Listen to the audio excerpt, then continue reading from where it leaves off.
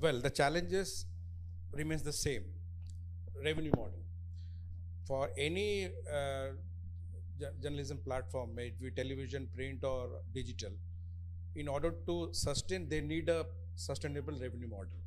And that is still not clear, and you cannot have a clear answer that this is a model which will work and we have to stick to that. Because in digital, it's a constantly evolving model. Every year, the tools of this platform, the content generation of this platform is changing, and so will be the revenue model. So you have to adapt accordingly. But the root cause will remain that, as we were discussing, content is the king, right? And to generate good content, we need revenue. No matter what Manoranjan said, that the platform may be different. You may be saying YouTube, you may be saying a website, you may be saying Instagram. The platform may be different, but those platforms actually need good content to get viewers. And to generate good content, you need a sustainable, good revenue. Where will this revenue come from? If you just, as I mentioned earlier, if you just subscribe, we will be dependent on a subscription basis or advertisers. Definitely, the shorts will be called by somebody else. Because if it is subscribers, then you will be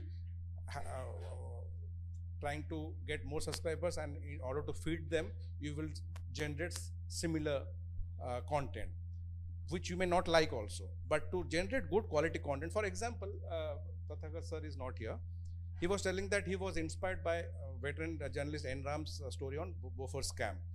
So these are some watershed stories which define journalism. When was the last big scam exposed in Odisha? I will say that it was way back, almost 10-15 back, chit fund scam and Odisha mining scam. That was almost 15 years back. Why could it happen then, and why do you think that no more scam is happening these days?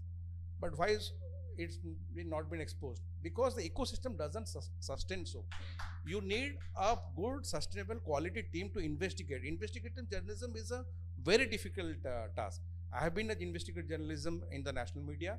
I have exposed several scams, and I know the effort that goes behind it. For the mining scam story to break, it took me almost more than 3 months to research, to go to the ground, and at that time the ecosystem of the journalism, the editorial policy of the channel allowed me to do so without asking me any questions.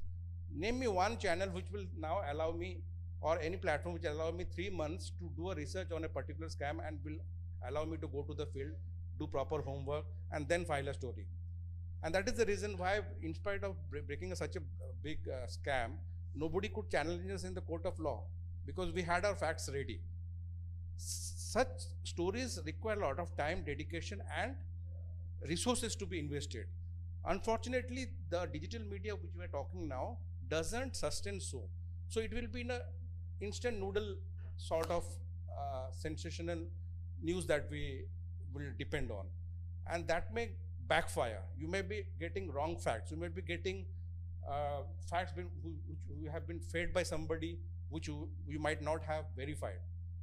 Right? So that is also a very dangerous trend.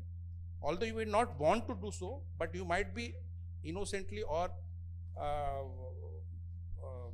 by default doing so, because this is the model that you have. So again, the question will come back to the same basic thing, that if you are not paying for your news, Tappan sir was telling that our newspaper needs to be at least 20 rupees per piece, so that we can become self-sustainable. Why shouldn't a newspaper like Samaj be sold at rupees 20? Please tell me. If you can buy a chocolate for rupees 20, why can't you buy a Samaj for rupees 20? So that it doesn't depend on anybody. And then question that why haven't you filed such a quality news? Why haven't you generated such a quantity?